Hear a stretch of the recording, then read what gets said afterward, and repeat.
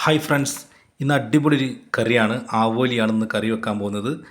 അപ്പോൾ നല്ല അടിപൊളി രുചിയുള്ള കറിയാണ്. അത് നമ്മൾ ഫ്രഷ് ചെയ്ത് എടുത്തിട്ടുണ്ട്, കട്ട് ചെയ്തൊക്കെ എടുത്തിട്ടുണ്ട്. ഇനി ഇതിലേക്ക് ആവശ്യമായ സാധനങ്ങൾ ആഡ് ചെയ്യാൻ പോവുകയാണ്. വെളുത്തുള്ളിയും ഇഞ്ചിയും 1 ടീസ്പൂണ്, മഞ്ഞൾപ്പൊടി, മുളക് പൊടി ഓരോ ടീസ്പൂണ്. ഇതിട്ട് നല്ല വണ്ണം അതിലേക്ക് മസാല പിടിക്കുന്ന രീതിയിൽ ചെയ്യുക. ഒരു ഹാഫ് ചെറുനാരങ്ങ എടുത്തിട്ട് റെഡിയാക്കുക. ആവശ്യത്തിന് ഉപ്പിടുക.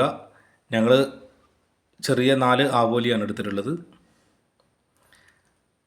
അത് കുറച്ച് നേരം റെസ്റ്റ് കൊടുക്കുക. ഒരു 10-15 മിനിറ്റോളം റെസ്റ്റ് ചെയ്യാൻ വെക്കുക. അതിനുശേഷം ഫ്രൈ ചെയ്തെടുക്കുക. ഫ്രൈ ചെയ്തെടുക്കുമ്പോൾ പിന്നെ നമ്മൾ കറി വെക്കാനാണ്. അതിലേക്ക് ആവശ്യമായ പുളി എടുത്ത് റെഡിയാക്കി വെക്കുക. പിന്നെ ഉള്ളി, തക്കാളി, പച്ചമുളക് ഇതെല്ലാം എടുത്തിട്ട് ആവശ്യത്തിന് എടുക്കുക. അത് ചെയ്ത് വാട്ടിയെടുക്കണം. നല്ലവണ്ണം വാടണം. വെളിച്ചെണ്ണയാണ് ഞങ്ങൾ ഉപയോഗിക്കുന്നത്. നല്ല നാടൻ വെളിച്ചെണ്ണയാണ്, അതാകുമ്പോൾ ടേസ്റ്റ് കൂടും.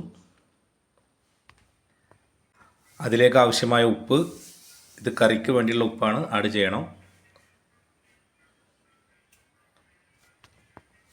അപ്പോൾ അല്പസമയം വാടാൻ വേണ്ടി മൂടി വെച്ചിട്ടുണ്ട്. എന്നിട്ട് കുറച്ച് വേപ്പില അതിട്ട് നല്ലവണ്ണം ഇളക്കി കൊടുക്കണം കേട്ടോ. വെളുത്തുള്ളി, ഇഞ്ചി,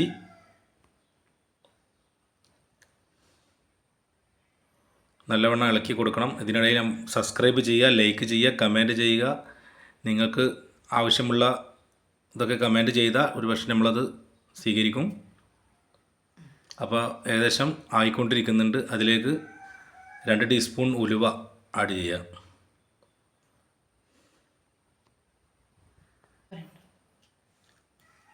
ഇപ്പോൾ റെഡിയായി കൊണ്ടിരിക്കുകയാണ്.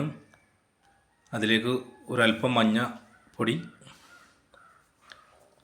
ആവശ്യത്തിന് എരിവ്, കുരുമുളക് വേണ്ട, സാധാ മുളക് പൊടി തന്നെയാണ് ഞങ്ങൾ ഉപയോഗിച്ചിട്ടുള്ളത്.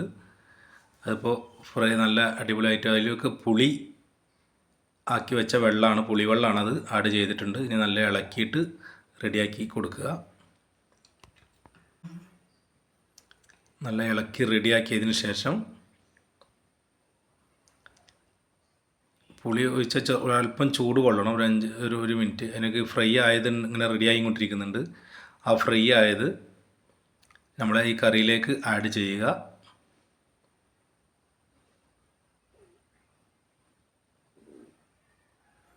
അത് ഫിഷ് ഉടയാത്ത രീതിയിൽ അതിങ്ങനെ നല്ല തർത്തീബ് ചെയ്ത് വെക്കണം.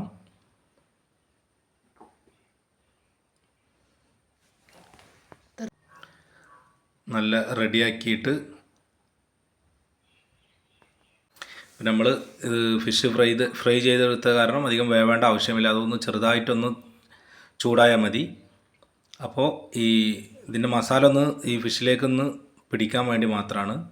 അപ്പോൾ നമ്മുടെ ഫിഷ് ഫ്രൈ റെഡി ആയിട്ടുണ്ട്. നല്ല അടിപൊളി രുചിയാണ്.